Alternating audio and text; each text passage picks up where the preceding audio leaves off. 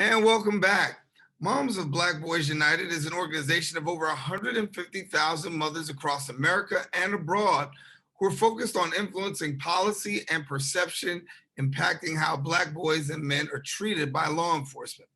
The purpose of the organization is to organize and mobilize moms and women who are primary caretakers of Black sons for progressive social change, as well as providing them to share their concerns, fears, anxieties, and hopes, and to propose solutions to very real challenges our children face in surviving and thriving in America.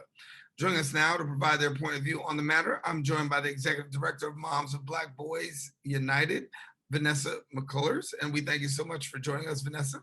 Thank you so much. No worries. I know that image is everything, and when it comes to talking about our young Black boys, we want to see that they're given the proper perspective. Talk to us about the work of your organization. Sure. So I appreciate you kind of sharing, yes, that perception is everything. We do believe that it really starts with the way that our sons are perceived. So since the organization started, we've been looking at different ways in which to show that our boys are just that. They're caring and loving. We want everyone to be able to see them through our proud eyes. So we've done a couple of different campaigns that speak to that. One of which is the Protect Them campaign, which was an image-based campaign showing images of pictures of moms and their sons, embracing their sons, and hopefully stirring the pot of empathy so that people will realize that our sons are just like theirs. They're just like their white counterparts, and they all deserve the ability to survive. I know part of what you do through your organization is also provide support for mothers, and that's very important to you. Share with us a little bit about the work that you're doing in providing that support for mothers. Sure. One of the things that we do to provide support for moms is simply by providing the space on Facebook, which is a safe space for them to communicate with each other about their trials and tribulations and even their celebrations of their sons. But beyond that, to be able to give them a place where they can go for information, a place that they can go for resources. We've created a database on our website that actually allows moms to find providers in the space of educational assistants, so educational advocates.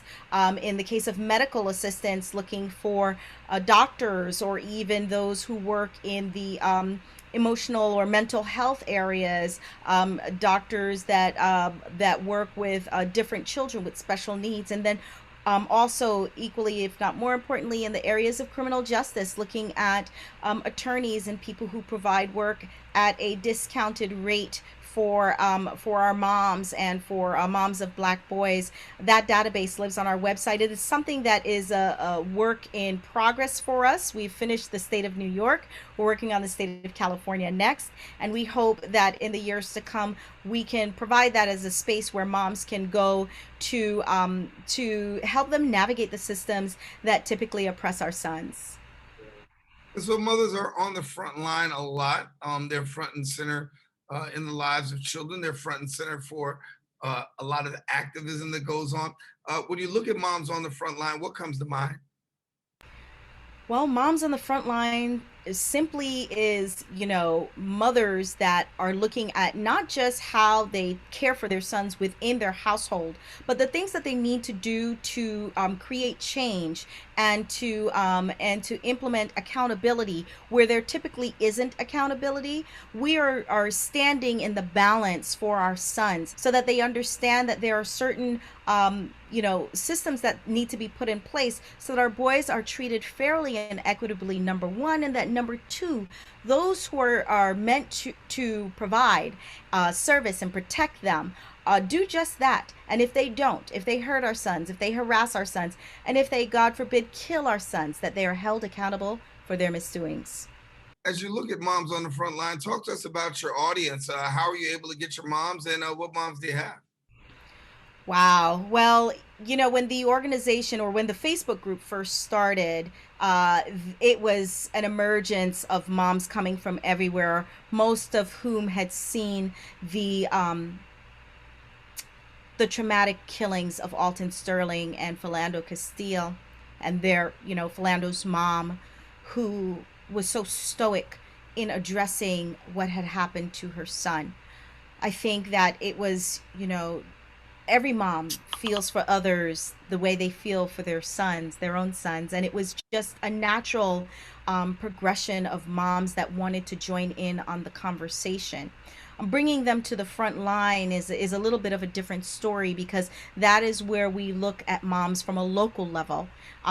Each area has its own issues that they deal with. Each area has an ability to address them locally. So we created chapters so that moms could really connect with each other locally, and then step up to the front line as a united force to speak to their regional legislatures and policymakers that would affect the lives that their own sons live day to day. And I know your organization did something very special for moms on the front line during Black History Month. Tell us about it.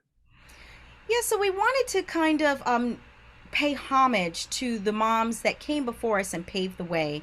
And we created some content that really shared some of the moms that were, instrumental in moving this movement along. Moms that were a part of the civil rights movement, moms that were a part of the history of just protecting our sons. So whether it be Emmett Till's mom and her decision to show her son as who he was, or Tupac Shakur's mom and her resistance to, to the movement that was happening at that time, we thought that our place in this world really comes from the work that they have already done and the path that they had already paved. So as we move forward towards the future, give us a little bit about how you see things playing out, particularly with mothers and some of the work that you're doing. Sure. Well, for moms of Black boys, I think we are still honing in on the conversation of changing the perception of our sons. So recently, we started a new initiative called Son Stories. And the idea is that we're allowing our sons to, or really not allowing, but providing a platform for them to share how they feel, what it's like to grow up as a Black boy or a young Black man in America from their own voice. So whether that be through the fine arts, or whether it be through spoken word or hip hop or song, we want them to feel comfortable sharing in their own voice what it's like for them. So we're providing that platform and spreading that wide. Outside of that, we are making sure that our moms are taking care of themselves and speaking to self-care. We realize that in order for us to be able to take care of others, we absolutely have to take care of ourselves. And we are definitely working on creating strategic partnerships with other organizations that are in the fight, the same fight that we are. And maybe their lens might be different. Maybe they're speaking more to intersectionality. But the point of the matter is that we're all a part of this struggle, and we want to work together and provide a united front, because we believe firmly that if we move forward as a united front, that we will be able to make the changes that are needed to protect our sons. You talked about the deaths, Philando Castile, Alton Sterling. We can go on, Ahmaud Arbery, Breonna Taylor. And from a mother's perspective, what was that like for you? And I'll go a little more in another example, talking about George Floyd, a man who actually was crying out for his mother. For you, from that perspective, how does that hit you?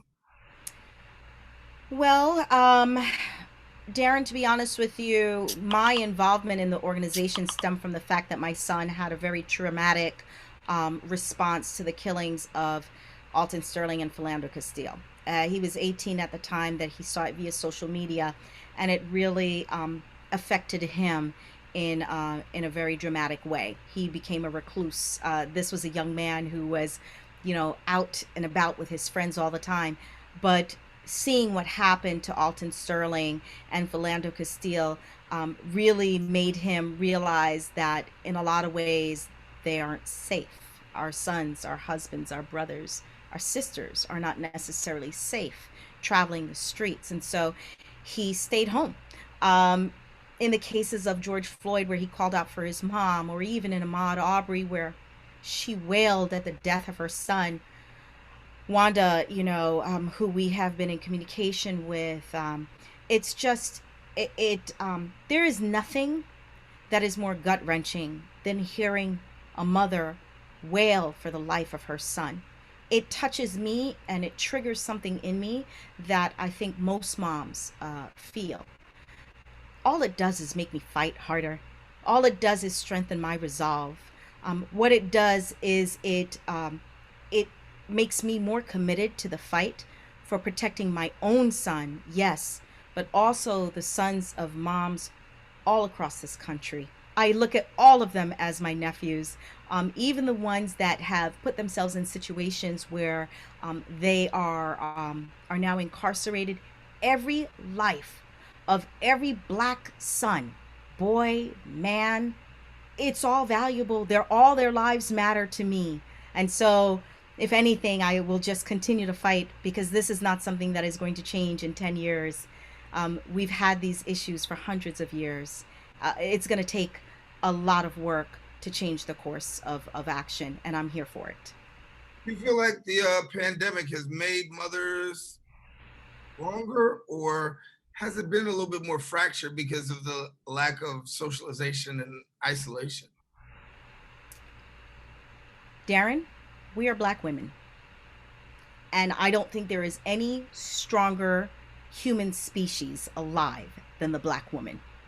Um, this pandemic has shown our strength more than any other time, and it's shown our resolve.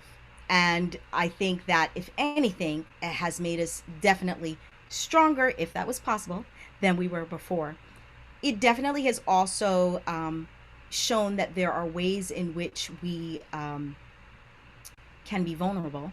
But I think that one of the blessings of MOBB United and of being a black woman is that there is an unspoken of sisterhood that allows us to provide strength to each other.